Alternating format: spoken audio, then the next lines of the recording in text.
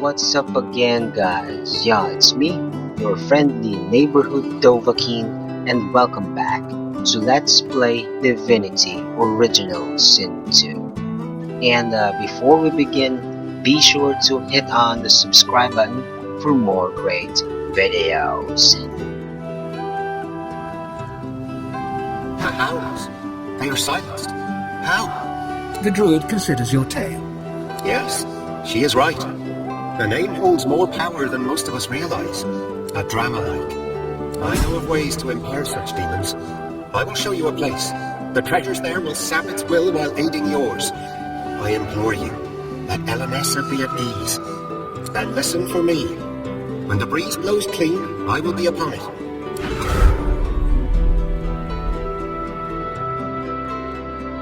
Okay, since episode 40, which was titled after this guy, the druid, until my previous vid, I was clearing all threats against the ancestor tree, namely the Black Ring Squad and the Advocate and his entourage, thus finishing the druid's quest and revealing his reward, a package slightly northeast of the tree.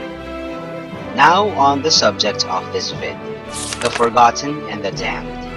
This quest involves 3 subquests, taking place respectively in 3 hidden vaults in the island. Well, 4 actually, but the other one is unfinished, and I discovered that vault way back in episode 39. Also in the past vid, I've examined a map of Bloodmoon Island, found with the freaks hanging out near the bridge. Reading the map begins this quest, and reveals the location of the vaults. And to prevent this family of quests from bugging, I'll start at the western vault, then to the east, and finally at the mid. But before we do some vault cracking, you need to craft 2 lever shafts from silver bars at the ancient forge up north. Odd old thing, isn't it? The great forge is black with a sort of ancient work. Inside is a casting for an ornate handle, flecked with glittering bits of silver.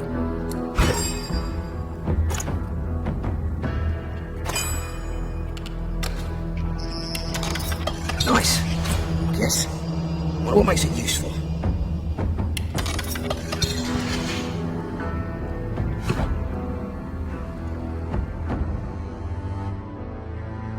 Alright, at the first vault.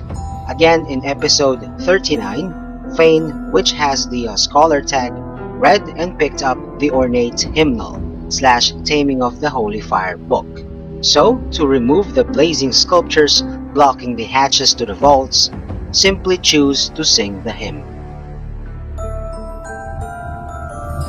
The statue is a striking sight, a sizzling blue totem on a blood-red iron. Even stranger, a shard of polished iron peeks from under the statue's base. There's something hidden beneath this massive sculpture. Looking closer, you notice the statue's clerical garb, so similar to that worn by the ghostly priests bonded to the isle.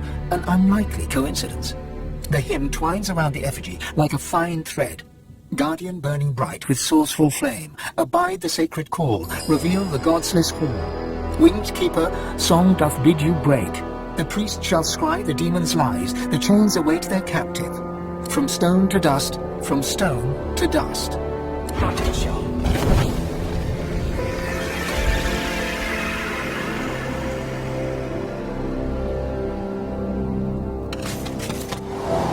Ouch. The quest in this vault is the Silent One. Chat with dead bro Morgan here so that he'll open the chamber.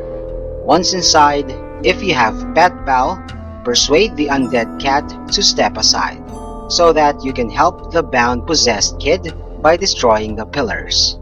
Once she's free, there's gonna be another persuasion check. Win it as well to teleport her back to the Lady Vengeance and finish the quest. Then claim your reward from bro Morgan. An important note, don't consume the spirits of the bros guarding the vaults.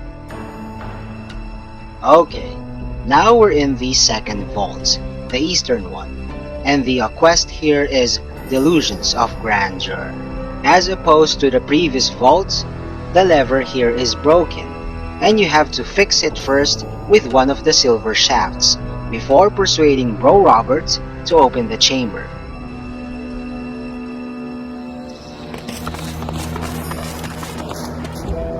The leader part of the lock mechanism seems to be missing. There is no prize with which to open the door.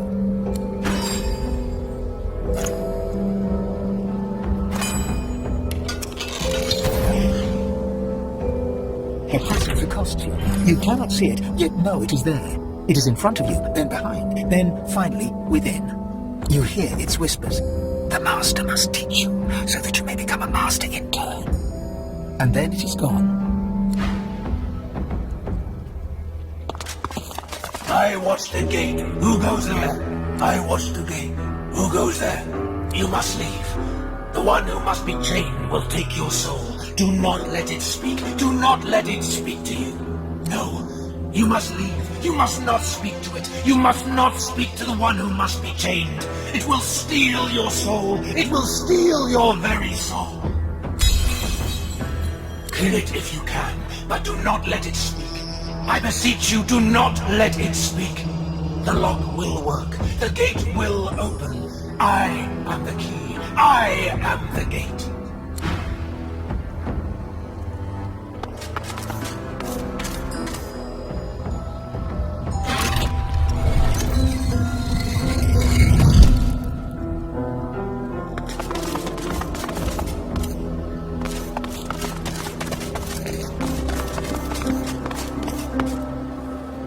A lizard on all fours lies chained in the pit. The raw power you sense within her is barely contained by the spell that binds her. Do you know who you are, Godwoken? Do you know what you seek? I am you, but greater. I am Godwoken, born to be divine, all-powerful. So powerful the priests imprisoned me here. They feared me, and so they should.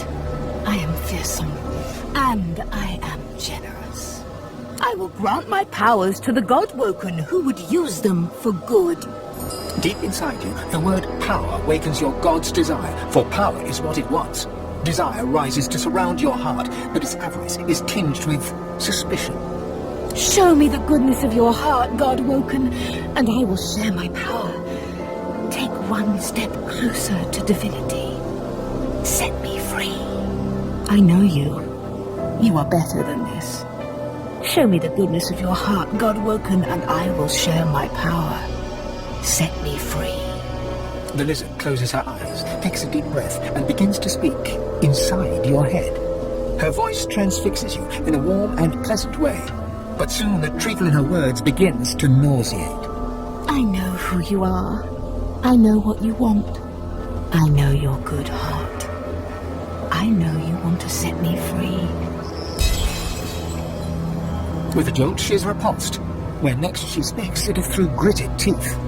I know who you are. I know what you want. You will not get it, for you are nothing. Nothing. Get out!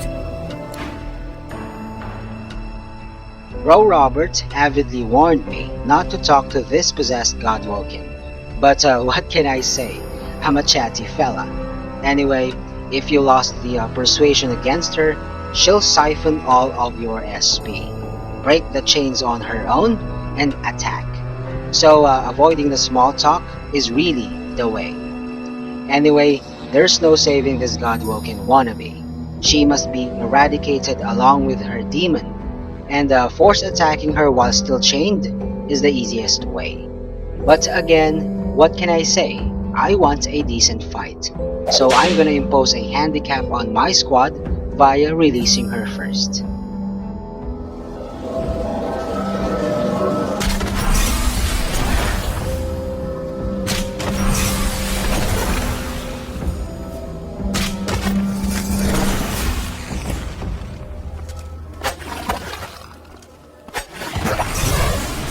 Then I shall teach your final lesson.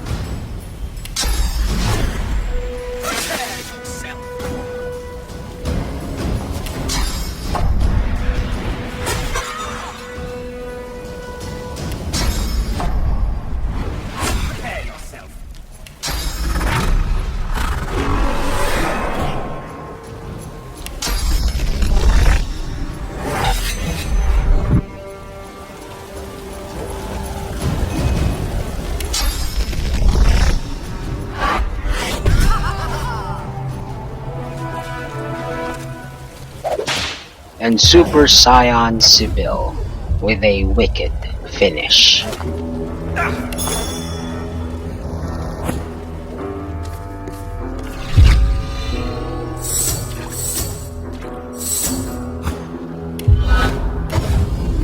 Alright, let's collect the reward from Bro Robert. I watched the gate. The one who should be dead is dead. I'll watch the gate no more.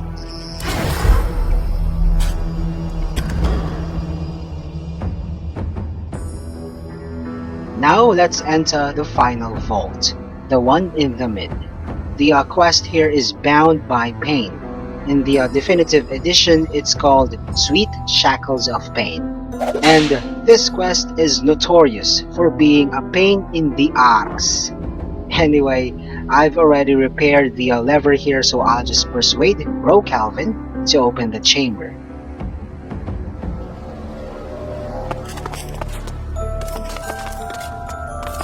You should go from here.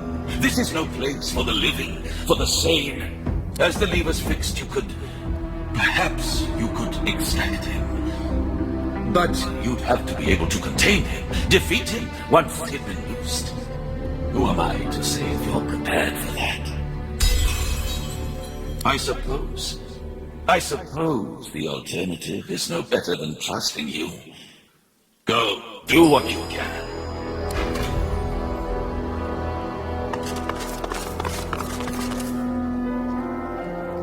Be wary.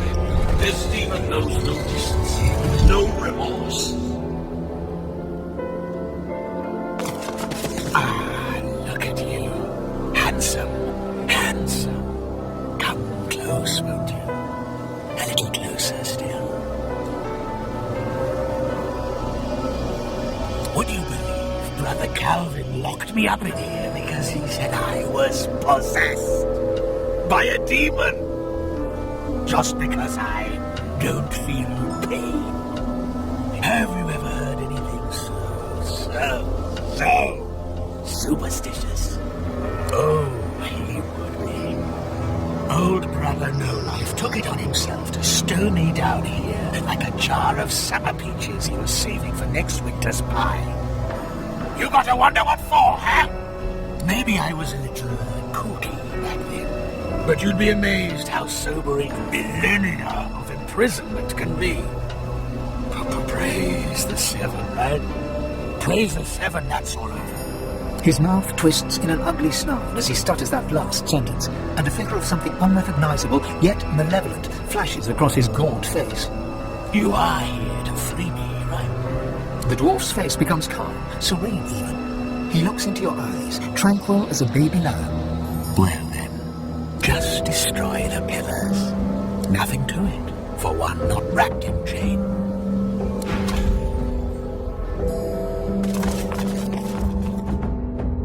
Okay, you ask, why is this quest a pain in the ass? The demon inside this dwarf can possess your tunes, which is indicated by the demonic invasion status. And the demon will only come out once your tune is dead. Plus, the point of this quest is to keep the dwarf alive to get the best rewards. But don't worry, cause there are a few ways to cheese this fight. 1. Before breaking all the shackles, force attack and bring the dwarf's HP down to 1 from full health 6 times via the Living on the Edge skill and healing. After the 6th cycle, break the last pillar, and the demon will come out dead already. But too bad, cause as per recent updates, this method doesn't work anymore. 2. Make the dwarf kill his own demon by isolating your squad from the fight and only moving in when the dwarf needs healing or buffing. This will be easier if you have a summoner in your party, cause the demon can't possess your minions. The downside: this second way takes a lot of time, way too much time. My method, however, is simple, but not cheesing. I'm just gonna exploit the advantage of range. The demon can only possess within a range of 8 meters. So, watch me end this fight in just 2 turns. By the way, Red and Sybil will only join the fight later. And take note, Red's line of sight is crucial for casting Fortify on my tunes, which prevents any sort of teleportation.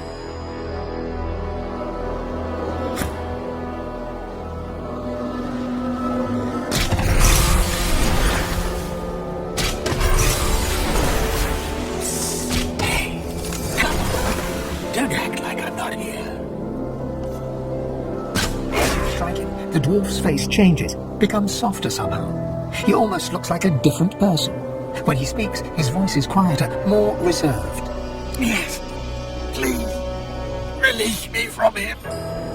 The pain, I can take it, but he can't. The dwarf's face flickers and changes, becoming hot red and enraged. What are you doing? Stop it! Stop it now! Stop it and destroy the pillars!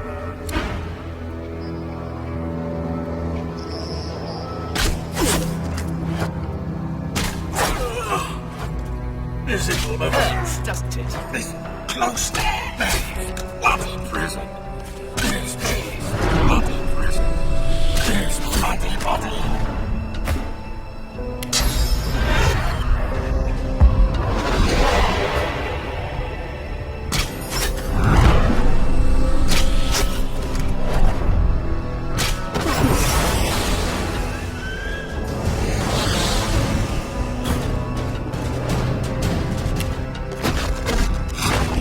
This would have been faster if I had a Fortify scroll, but we can wait cause Red's time being out of the battle is running differently from my tunes inside the fight.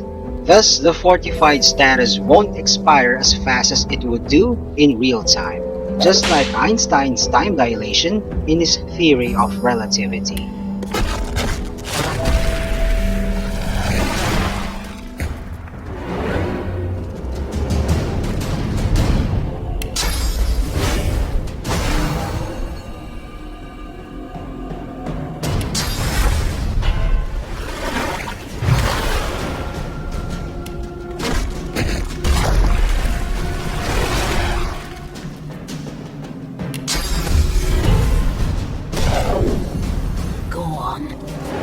It feeds me.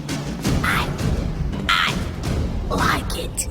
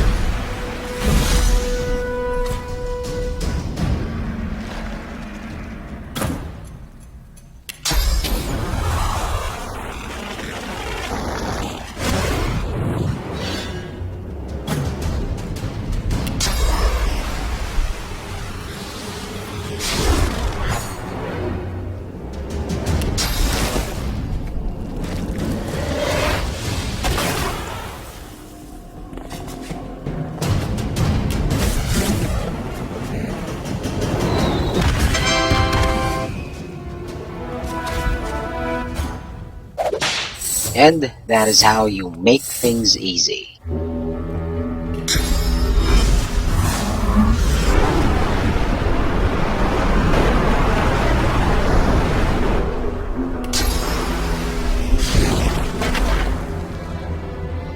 The dwarf moves his jaw at odd angles, as though he's unused to speaking. Is it me? I can speak. It's my voice, my word. His mouth tightens into a joyfully awkward smile. Thank you so much. I owe you everything. There's just one thing I can think of. I hid some things here, things I didn't want the priests to take. Let me show you. I had a spot near The place where they bury the others. I hope there's something there you can use. Thank you so much. So much. By the way, I just want to note that the range-dependent ballistic shot skill delivered a ton of damage in that fight. Anyway, I started episode 40 with unearthing a coin purse, which only contained 12 gold. Also mentioned that the one who buried it must be the cheapest bloke in Rivellon. Turns out, it was this dwarf.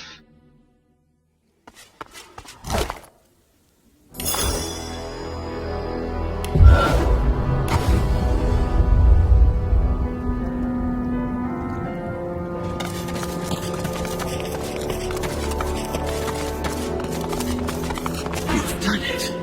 I can hardly believe it. So long it's been. The length of millennia within these stone walls. You did what I could not. This peace I feel. Like every knot in my soul unwound. I'm going on. Thank you.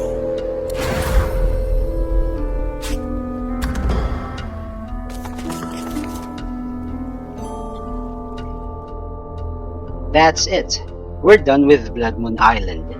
And my next episode would be about cleaning up the rest of Reaper's Coast before moving on to Act 3, the Nameless Isle. And that is all there is for now. Thanks for watching. Also check out other videos from Sabbath Clan Philippines and subscribe. See ya on my next vid. Peace out, y'all.